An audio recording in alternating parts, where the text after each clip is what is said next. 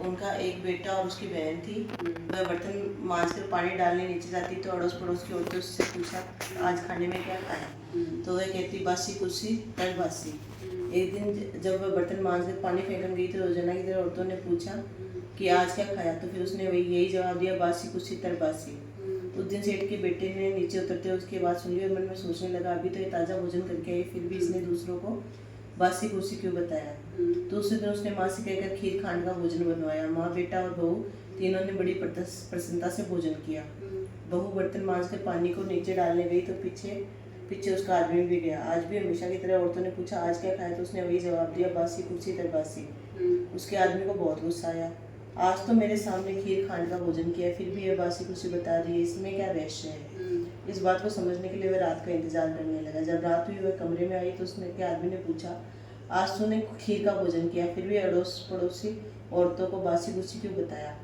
तब बहू मुस्कुराकर बोली कि आपके दादा परदादाओं की कमाई है तो बासी कुर्सी हुई या नहीं। यह सुनकर उसने परदेश जाने की सोच ली तथा सुबह उठकर माँ से बोला माँ, मैं कमाने के लिए परदेश जाऊँगा।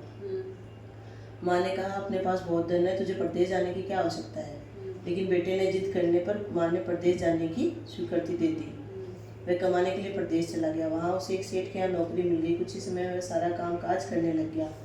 सेठ अपना सारा कारोबार उसे सौंपकर स्वयं तीर्थ यात्रा करने चला गया। इधर सास ने यह कह रखा था कि दिए की बुझावे को चूल्हे की मत बुझाना और चूल्हे की बुझावे तो दिए की मत बुझाना।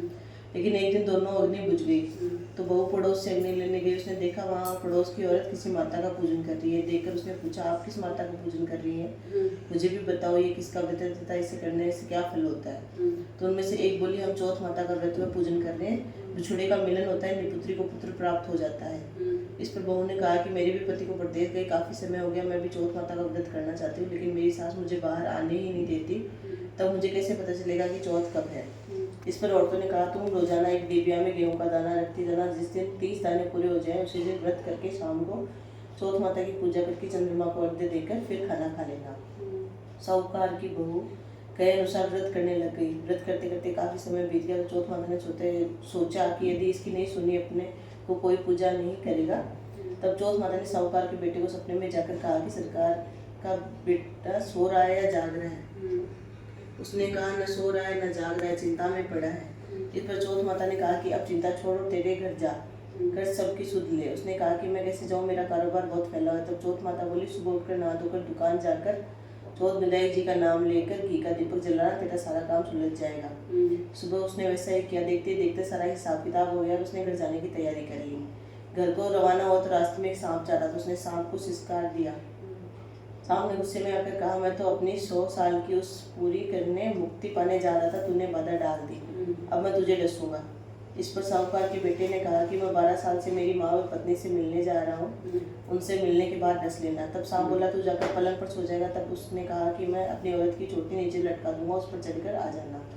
घर पहुंचा तो वह उदास था। बेटा कुछ बोला नहीं, लेकिन उसकी औरत होशियार थी। सब बात पता करके उसने कमरे की सीढ़ी पर दूध, दूसरी पर चूरमा, बालू, रेत इत्र आदि 7 सीढ़ियों में 7 वस्तु रखी। चौथ माता तलवार बनी, विधायक जी ढाल बने और जैसे ही सांप उसे डसने लगा तो उसे मार दिया।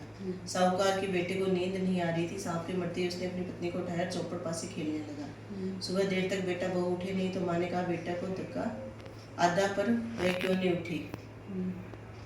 जाकर देखा तो खून ही खून हो रखा था। उसने कहा मेरे बेटे बहू को किसी ने मार दिया। दब से बैठ बोला माँ हमारा बड़ी दुश्मन सर है, वहाँ सफाई करवाओ तब हम आएंगे। माँ ने वहाँ सफाई करवाई, वे बाहर आए। दोनों आकर माँ से पूछा माँ मेरे पीछे से किसी ने कोई व्रत रखा, तो मैंने किया। इस पर सास ने कहा कि तूने क्या किया, जो समय का खाना देती थी। वह बोली महीने में एक सुबह सो उसका जाकर हिसाब करो। सास ने पानी वाले से पूछा तो उसने कहा कि महीने में एक दिन मुझे देती थी। बछड़े से पूछा तो उसने भी मुंह के फेर फूल गिरे। उटियाना खुदा तो रोटी के सोने के चक्कर निकले।